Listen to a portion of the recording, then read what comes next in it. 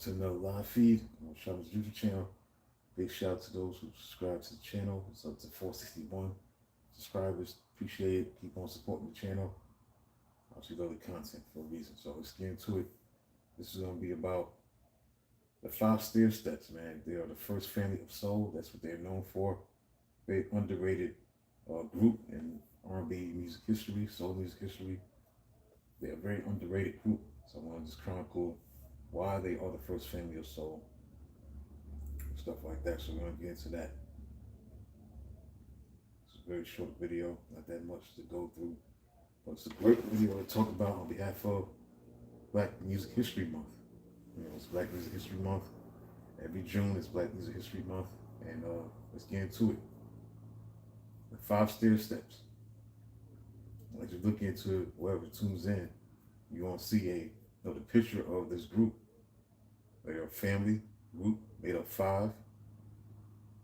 Aloha, see, I think Alohi,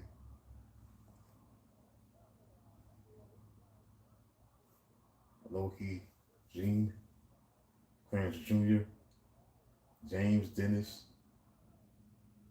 Kenneth, known as Kenny. There's four brothers and one sister. And briefly Huey, but it's five children from Clarence Burks and Betty Burks. And they was later known as the Invisible Man's Band. They was known as the Five Stairsteps, the first family of soul. They were known for their song in 1970 called Ooh Child.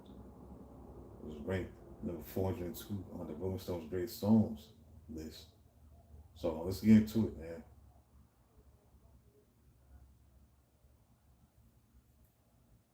Now, the reason why the Five Stairsteps was dubbed as the first family of soul is because of their successful 5-year run chart.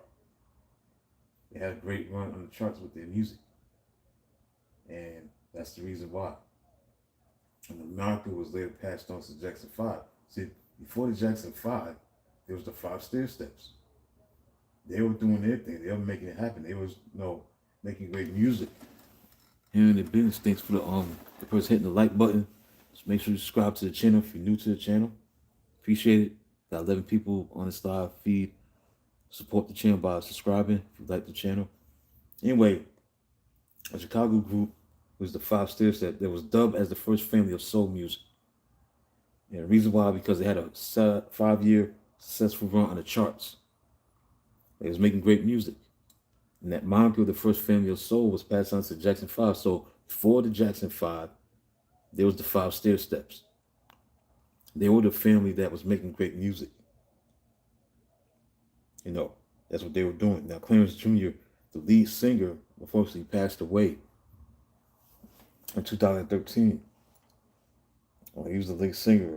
He was born on May 25th, 1949, and passed away, unfortunately, 13 years ago, May 26th, 2013. So they won a first prize in that contest at the Regal Theater. The Five Stairsteps started receiving recording contract offers. A close neighbor and family friend was Fred Cash of the Impressions, who introduced the group to Curtis Mayfield. And they signed to Curtis Mayfield's Windy City imprint, and it was distributed by the Philadelphia-based Cameo Parkway record label.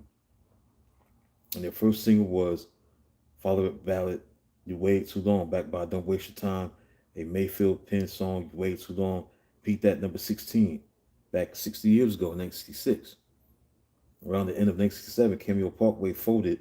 Windy City switched to Buddha Records through former Cameo Parkway executive Neil Bogart, who joined the new label as co-president. So the group's second album was Family Portrait, was recorded and produced in Chicago by Clarence Jr. with the audition of their 3-year-old brother. The group became the Five Stairsteps and QB. Family Portrait yielded 2 hit singles, Something's Missing, A Million to One. They did a cover of Jimmy, Charles, and the Revelettes. Wow. Didn't know this guy was born in Pasadena, New Jersey. I just clicked on it. Wow. Jimmy Chuck.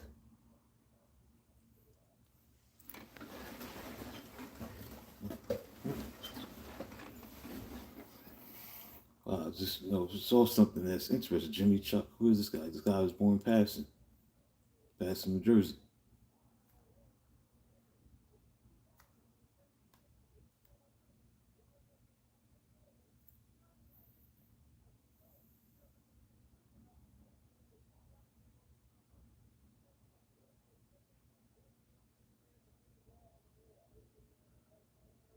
Jimmy Charles. Excuse me, Jimmy Charles. Look this guy up from Patterson, New Jersey. 'Cause that's one of the songs that he did. They did a cover of it, Million to One. See how this guy look. Jimmy Charles and the Revelettes.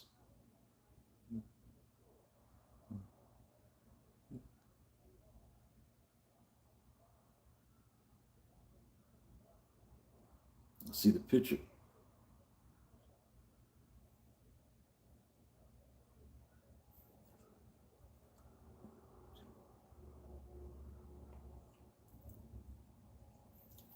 Y'all just saw some. So he had Jimmy Chuck. They called him Jimmy Charles, but Jimmy Chuck. That was his stage name. Was a singer that had distinctive crying style. He was born in Patterson, New Jersey. Before he sang professionally, he performed at churches and community functions.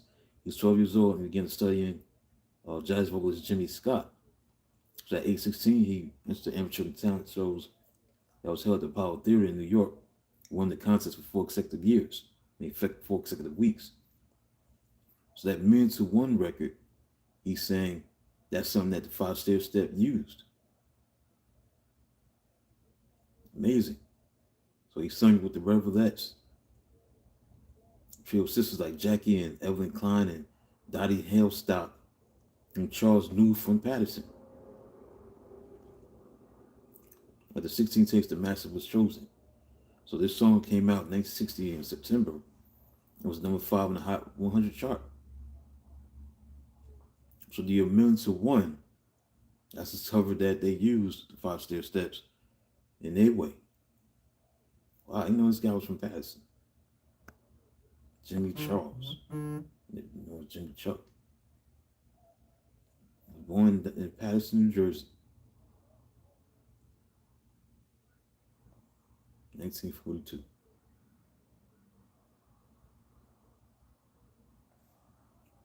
Wow. Let me get off track. I'm gonna keep on moving. I just want to go to that song. That's a song that this Five Stairsteps did a cover of. Because they was coming into their own as a group. So the group toured with the Impressions. At the sign with Buddha, the group was once known as the Five Stairsteps.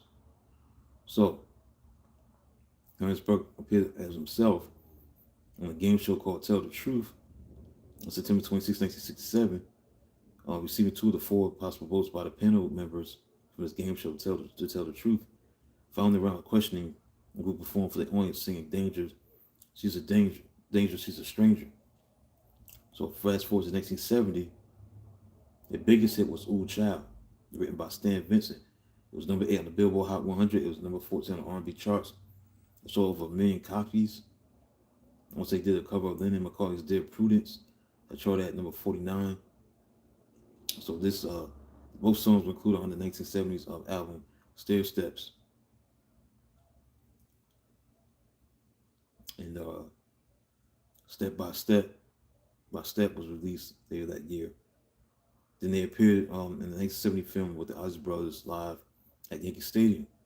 It was the benefit concert at Yankee Stadium, featuring the Ozzy Brothers and the Brooklyn Bridge and other artists.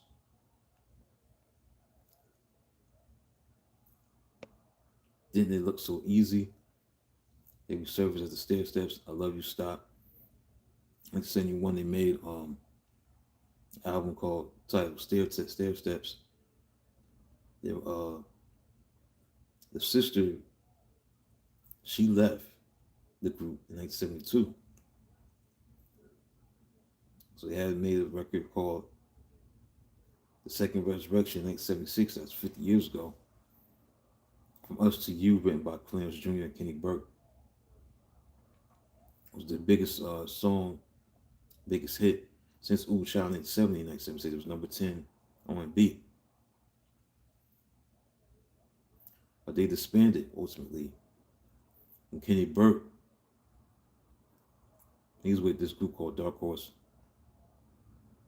as a solo artist. That's their group.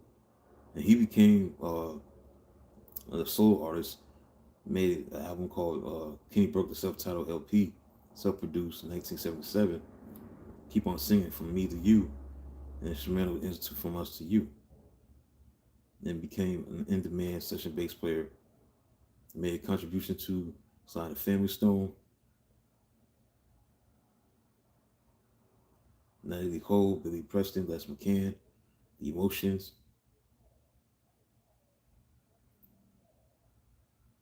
Rafi and the Four Tops to Redman, Terry Collier, Stargard, Curtis Mayfield, Bill Ritters,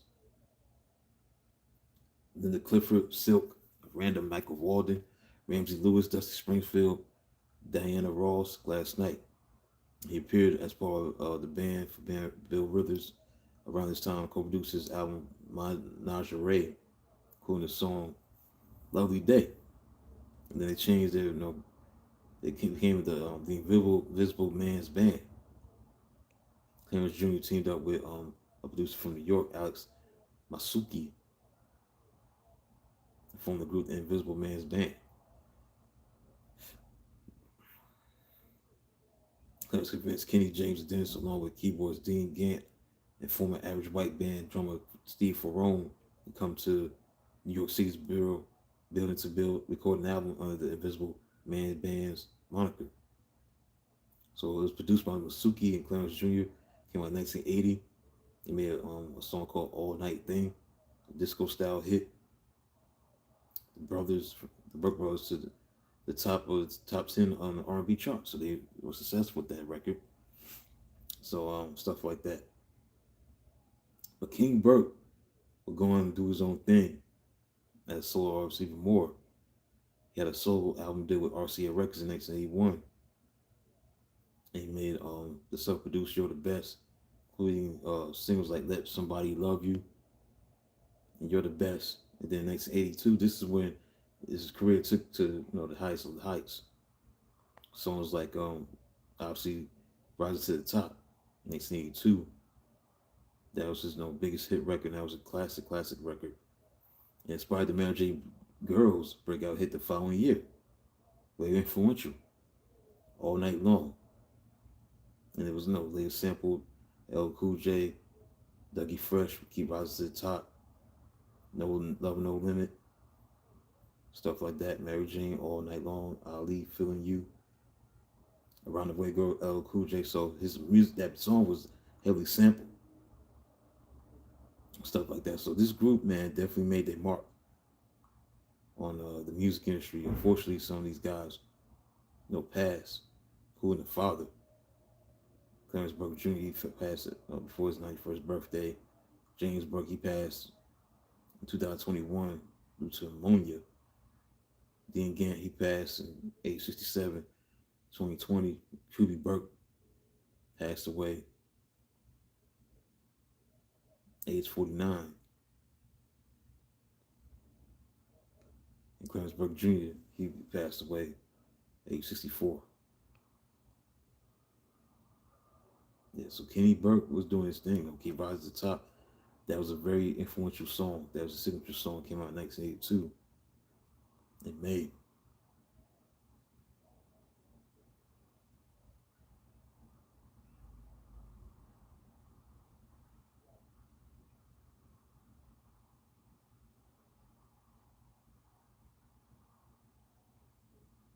So I want to do is just cover this first family of soul and what they brought to the table in R&B music on behalf of Black Music History Month.